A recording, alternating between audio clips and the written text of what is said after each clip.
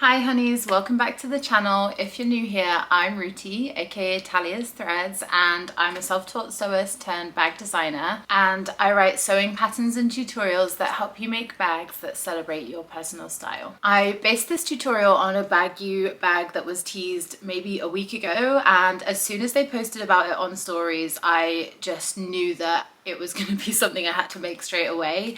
And then as soon as they teased like an actual picture of the bag, I screenshotted it straight away and traced it ready to make. So the technique we're going to be using in this video is applique, and applique just means like you take one fabric and you add it onto another fabric, like a backing fabric with contrasting colors, and you can make really beautiful and complex images out of it. The type of applique we'll be doing today is called faced applique, and that just means that we're going to sew it with a facing, which means we're going to back our main fabric with another fabric and sew it like that, and then flip it before we put it on our project, so all the edges are finished for us and we don't have to like zigzag over them or finish them in any way. I decided to use my sewing pattern, the Cornwall Crossbody, for this project because it's almost an exact dupe of the silhouette. So this is the regular size small, and I feel like the Baggu bag is a slightly lower profile, so I'm going to walk you through the pattern changes needed to make that silhouette, but don't worry, it's super easy and we're going to do it all together step by step. If you don't already have your pattern, go and get that printed out and ready to go,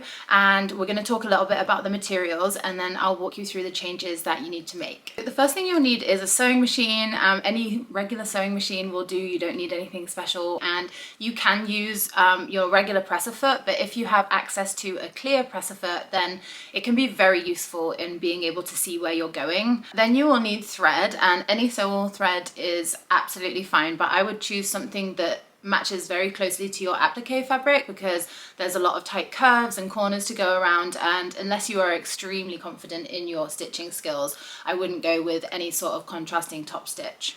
You'll need some sort of removable marking tool to trace your design onto the fabric. A water erasable pen is perfect for this. However, if you're using a darker fabric and you can't trace through it, or if you are a very beginner, I would recommend using a tearaway stabilizer. That way you can draw directly onto the stabilizer. It's very thin, easy to trace through, and then it's also going to stabilize your fabric because we're going to work with relatively thin fabrics for this to achieve these very tight corners and things. So if you're trying to pivot under the machine and you're not feeling super confident, having that stabilizer on top is really going to help. Some small sharp scissors are really helpful for cutting very close to the stitching lines. You can use your fabric shears, but just be aware that with all these tiny little snips that you need to do, if you go through the stitching, then you'll have to go through and reinforce that stitching and maybe start the project again, which could be really annoying. Then you'll need some tools to turn the project the right way out. Now, I'm sure you can get by without having these things, but they really helped me. So I have a wooden point turner, and that just helps to push out like any curved areas or like the larger areas. And then when it gets into the tighter points, I did use an awl to really push those out. And then glue or double-sided tape really helps to hold your appliques in place once they're ready to go onto the project. You don't need them. Again, you could maybe use pins, but there is a chance that if you're using pins, your project could move around and it might not come out exactly how you want it. I have these glue pens that I bought that are like targeted for sewists, but you could just use a regular glue stick as well. And then for the fabric on the original bag, I used a rayon twill, and this fabric was quite thick and it frayed really easily, and I actually pushed through the stitches and I had to trim some off, and it, like when you go very up close to the bag, it's not perfect. So in this tutorial, I think it would be better for you to use something like a cotton poplin or maybe like a nylon taslan, something that's very thin and finely woven so it doesn't have like a lot of bias stretch or drape, and then possibly like a bed sheet or even some quilting cotton. And then for the backing fabric, I actually use the exact same fabric for my front and back pieces, but you can choose another fabric if you're conscious of like how much you're using, but just be aware if it is a different color that if you don't turn the edges exactly right, then you may see it peeking out. I have my pattern printed here, and this is at half scale just so that everything can fit on the camera easier, but the concepts are exactly the same. This is the main panel and this is the gusset. The first thing we need to understand before we make changes to the bag is how everything fits together and how changing one part is going to affect the other pattern pieces. Now, the changes we're going to make on this one are only going to be on these two pieces, so you don't need to worry about making any changes to the other pattern pieces. They'll all be the exact same. So if you look at the main panel here and the gusset, these notches at the middle of the gusset align with the bottom notches on the main panel, and then these notches align with like the other side of the corner. So the gusset essentially is going to go like this when the bag is finished. Now these notches towards the end of the gusset, they actually line up with the top of the main panel here. So what we're going to do is we're going to remove 2 inches from the height of the bag. Just draw a line across, and you can use your pocket stitching line as a guide to make sure that the line is completely straight. I just removed all of the markings from my pattern pieces so that it was really clear on the tutorial. So once you have your baseline, we're going to measure down 2 inches and draw another line. And so this is the area that we're going to remove from the pattern piece. But before you do that, it's really important that you know how to match it back up again exactly. So I'm going to draw a few lines down my pattern that are going to allow us to just match everything up perfectly and make sure that it's not wonky once we've taken this section out. So you want them to be 90-degree angle from the area that you're removing, and just draw like 3 lines. It doesn't matter where they are. Then you can just cut that out. And I like to trim off some of this excess so that it's not flapping on the back of the pattern piece, but leave some so that you've got an overlap to tape. And now if you just line these up, then you can tape your pattern piece in place. So the next step is going to be to true up the side seam, and I left a little edge around my pattern piece, but you can also just stick a tiny piece of paper in behind so that there's something to draw on. And I'm going to true up, starting from the top corner, draw a straight line down to this notch here and just trim it away, and it should be a really nice smooth line with no like notches or gaps. So now we need to match the gusset up with the main panel. And what we're going to do is match the notches here, and as you can see, this is way too long. This should be matching somewhere near just below this line. So we're going to mark out and take 2 inches from this side of the gusset, and then also from this side of the gusset for the other side of the bag. So just mark out the area that we're going to remove and draw some parallel lines to help match it up.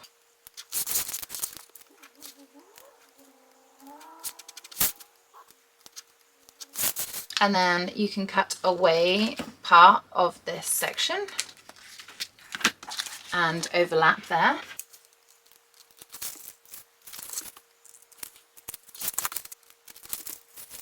And then smooth out the line again, the same way as we did with the side seams. Now we're just going to true up the edges to make sure that everything's going to fit in place. So from this top straight edge on the main panel, draw a line 3/8 of an inch or 1 centimeter down, and then match up your pattern pieces. It should match up really nicely because we've removed the same amount, but just in case there was like inaccurate cutting or something like that, you may need to just remove or add in a tiny bit just to make it all match up perfectly. So all of our pattern piece prep is done, and now we're ready to move on to preparing the appliques. So the first part of planning our applique is to sort of be realistic about what we can achieve and manage expectations a little bit. So you can see there's a lot of pointed lines on the original design and corners, and on the finished bag it doesn't quite come out like that. It's a little more rounded, but with the bold colors and contrast and everything, I still think it looks beautiful. So just be aware that if you're doing something that has really sharp corners, then it is going to be more challenging to achieve that exact effect. Then the next problem is deciding on the size.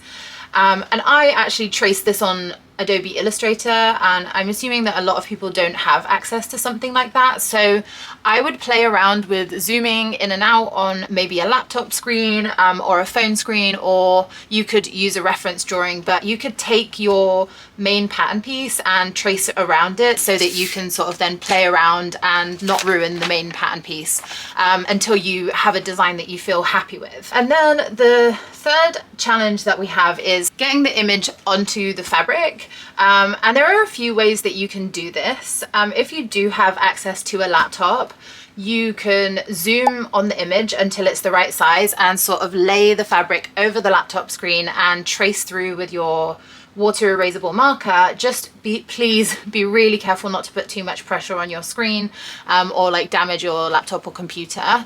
The second option would be to print out your design, and then you could tape the printout onto a window and then tape some fabric around it, and you can trace through that. The light will shine through and like just really nicely help you to get that design onto the fabric. So now we've got our pieces traced and we're ready to move on to the stitching, but we need to make sure that we have enough fabric first. So I'm just going to roughly cut around the edge of this, put some pins around the edge and in between the lines here to hold this together.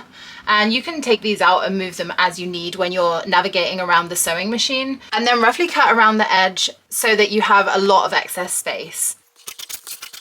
And the same goes for if you're using stabilizer. Just make sure there's loads of room for your design and add in all the pins to hold it in place.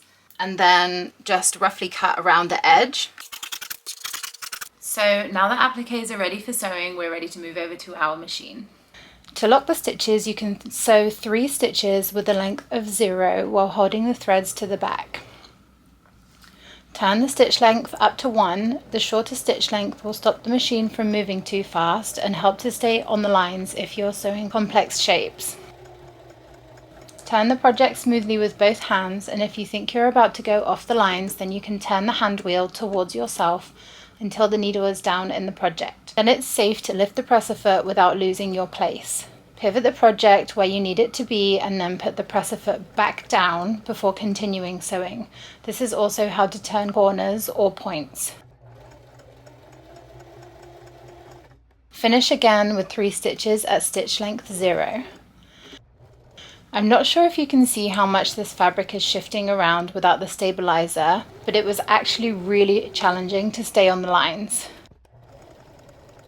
Right, so we finished sewing and we're ready to remove the stabilizer. Now pull up on the side of the stabilizer and just pull along the seam and put your finger on the fabric to make sure that not too much pressure is going along the stitches, and you should be able to tear it pretty easy. The stitches do tend to perforate the fabric, and because we've done a short stitch length, then they have perforated it even more. And just take your time, and you can always go in with like some tweezers or something if you can't get the stabilizer out from the tighter areas around any of the points.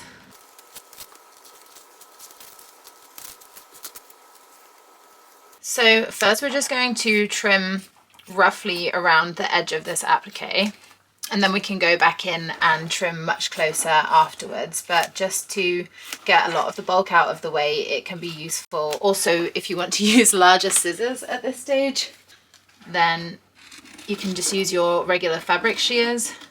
And I recommend stitching, either you can dissolve this now or you can go back in and dissolve it later, but if you're going to leave it to later, then I would turn your project over so you can really see the stitching. You don't want the lines to distract you from where you're cutting and accidentally snip through.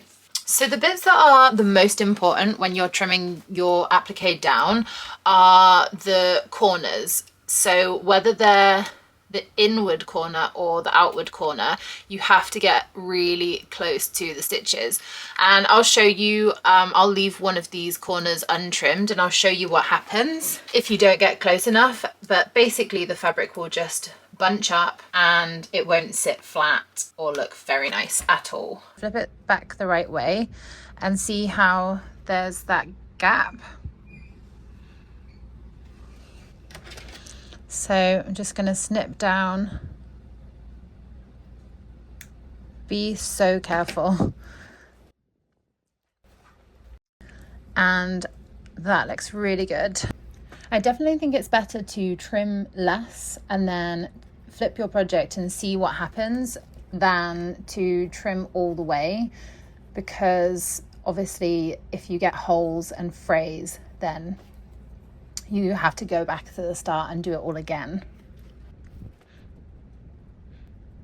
And when you're using an awl or whatever you choose to push out the corners, just be really careful, because you can push through the fabric so easily.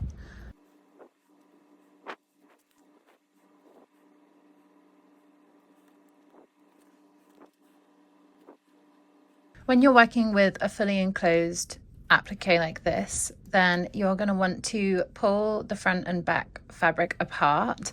And if you've used a different fabric for the right side and the wrong side, you want to be cutting into the wrong side. Just do a small snip. And I'm cutting across. I'm not cutting all the way into all of the bits, but I just think that especially with these long bits here, it needed to come out a little bit further rather than try and push all of this through this narrow section here. And I have seen people recommending to trim away this backing fabric to remove bulk, but I actually did that on this one and I couldn't turn it. Honestly, I have trauma over it.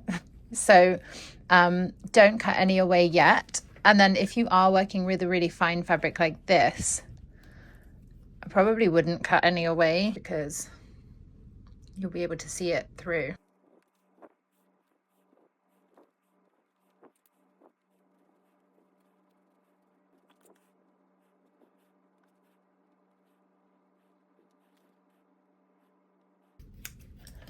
And also on this one, you can see that I've sort of like clipped into the seam allowance instead of trimming it smoothly down. And I wouldn't recommend doing that because that is what caused some of my fabric to turn through the seams and fray. So I would just go with trimming the seam allowance down smaller and smoother. And that will avoid the fabric popping through the seams. And if you get some bunching like this, I would just turn the project to the wrong side and carefully trim away a little bit more seam allowance. And then once you've got everything all pushed out as well as you think you can, then just give it a really nice press. Now that your appliques are ready to attach to the project, if you have any open-ended ones, then you'll need to cut out the pattern piece. And the easiest way to do that is to cut along your pattern piece and basically cut out the applique so that you can match the edges much easier. Okay, so I've cut out the backing fabric. And now we're ready to attach the appliques to the project. Now, of course, if you want, you can just try and pin this in place and hope that it doesn't move around too much while you're sewing. But I really like to stick mine down and just be really sure that it's not going to move at all. So I'm just going to apply some glue along the edge and try not to apply it too close to the edge because you don't want it to poke out. Please make sure you're doing this on the wrong side. And then just match up the edges.